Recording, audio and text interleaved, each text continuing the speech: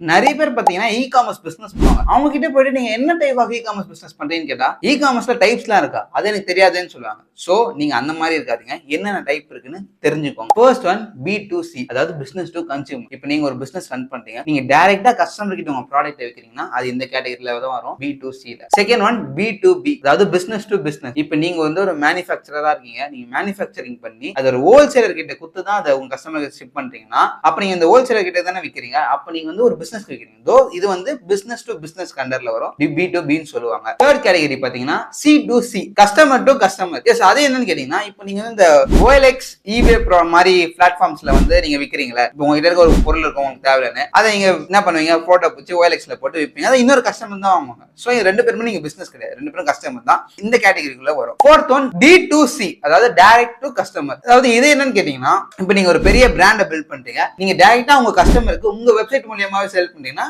இது D2C ல வரும். சோ இதுல 4 மாடல்ல எதுல நீங்க இருக்கீங்கன்றத முதல்ல ஐடென்டிஃபை பண்ணிட்டீங்கன்னா அப்பதான் உங்க பிசினஸ் நீங்க நெக்ஸ்ட் லெவலுக்கு க்ரோவே பண்ண முடியும். இல்ல எதுல இருக்கனே தெரியலனா அப்ப எதுவுமே பண்ண முடியாது. சோ நீங்க ஒரு இ காமர்ஸ் பிசினஸ் பில்ட் பண்ணனும், அது எப்படின்னு தெரியலனா எனக்கு வந்து மெசேஜ்ல இ காமர்ஸ் மெசேஜ் பண்ணுங்க, நான் உங்களை கைட் பண்றேன்.